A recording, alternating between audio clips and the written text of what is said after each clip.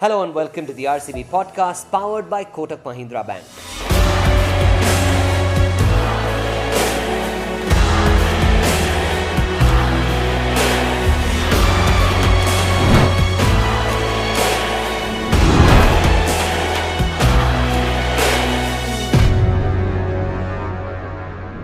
Let's go back in time a little bit and talk about the time when you decided you would become a cricketer. In retrospect, looking back, would you have done something differently? I don't think so. I have done everything that I could. Of course, there are mistakes along the way, but I don't think that my intent was ever in the wrong place when it came to playing cricket. I wanted to win at any cost from the day I started playing this game, from the day I started playing club cricket, school cricket, then state cricket, heading up to first class cricket, and then eventually getting to play for India and IPL as well afterwards. My mindset was the same always, which is play to win and at any cost. So that hasn't changed ever. Do you remember the day you got picked up by RCB? And just to go back in time, what were you doing that day? Well, we were all in Malaysia for the Under-19 World Cup, and I remember the day when the drafts were happening and the Under-19 dynamic was a little different because we very rightly so had a money cap, if I could say. I mean, that was the only time where I saw a restriction on how much you could be picked for if you haven't played for India, of course. So that for us was, I remember even that moment for us was so amazing because the amount that we got picked for, when they revealed it, we were like, we couldn't believe it, you know. So if you had played a number of first class games, you were eligible to get X amount of money, which was the maximum in that bracket. And if you hadn't, it obviously was lesser. So when we heard that we were picked for that much, we obviously didn't know anything about the teams. We didn't know anything about the dynamic of the tournament. We understood what it's going to be like. We knew that the opportunity is going to be huge, but we didn't know how the environment's going to be. For us at that time was, wow, we never imagined at this age we'd be getting that kind of money, which, you know, obviously is a big impact in anyone's life, especially when most of the cricket players you see come from backgrounds which are not as privileged in terms of, you know, having facilities ready and stuff to use at any time you want. So you have to work through the ranks and you have to work really hard.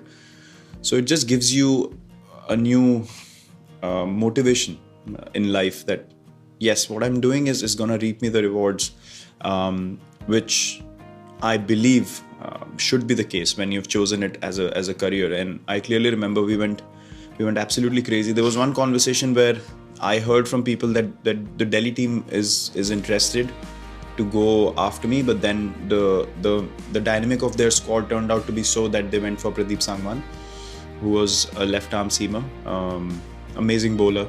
At the time, he was our best bowler in Under-19, and so Delhi decided to go for him because they wanted the bowling strengthened. And then RCB picked me, and that I think, again, in hindsight, I feel like that was such an impactful moment in my life, which I didn't realize at the time. But now when I look back, things could have been very different to what they are now, and I would not have it any other way than this. Virat, I know you love RCB just as much as RCB loves you.